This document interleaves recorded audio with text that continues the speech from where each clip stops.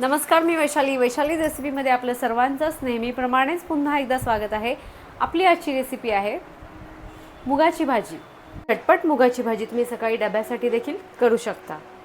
मुगाची भाजी करण्यासाठी आपण मुगाला छान मोड आणून घेतलेले आहेत। मुगाला मोड येण्यासाठी काय करायचे, ते रात्रभर पाण्यामध्ये भिजत ठेवायचे आणि त्यातील पाणी गाळून ते चाळणीमध्ये ठेवू शकता किंवा एखाद्या कपड्यामध्ये बांधून देखील ठेवू शकता।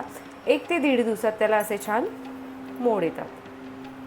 आपण घेतलेले सर्व मूग कुकरमध्ये काढून घ्यायचे। यामध्ये थोडीशी हळद घालायची आणि मीठ।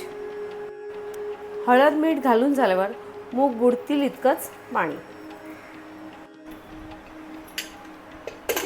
कुकरला झाकण लावून याची एकच शिटी काढून घ्यायची, कारण मूग शिजायला वेळ लागत नाही।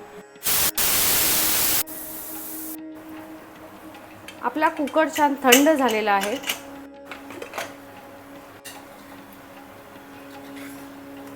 एकच शिट्टी काढल्यामुळे आपले मूग देखील छान शिजलेले आहेत।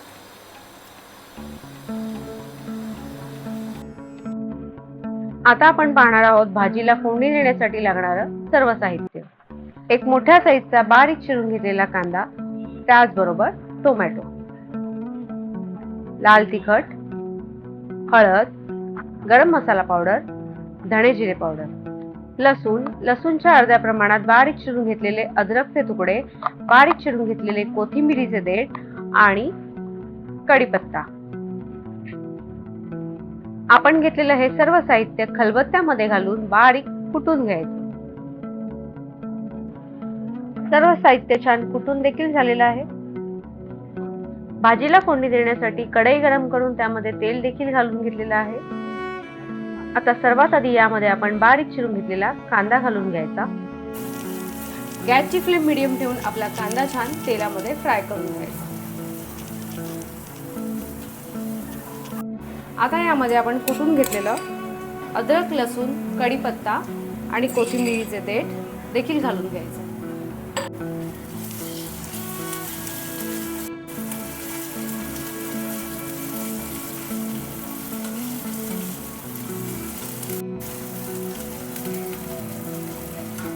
त्याचबरोबर बारीक चिरून घेतलेला टोमॅटो।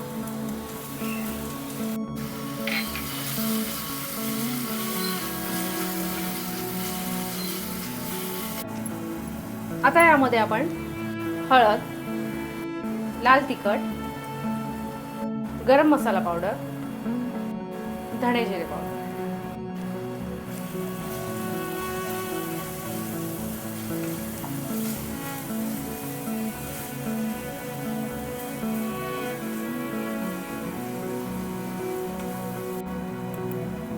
आणि चवीपुरतं मीठ। मीठ देखील कमीच घालायचं, आपण ते देखील घातलेलं आहे।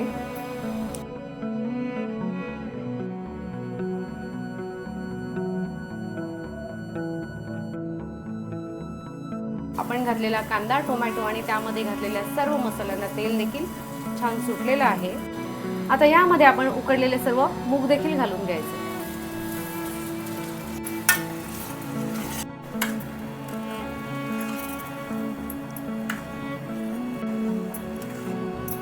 आणि ते छान असे मिक्स करून घ्यायचे।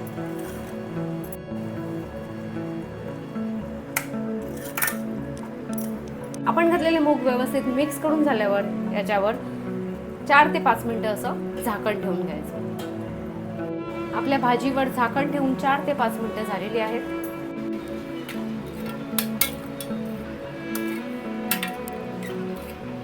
आता गॅस बंद करून यामध्ये बारीक चिरून घेतलेली कोथिंबीर देखील घालून घ्यायची।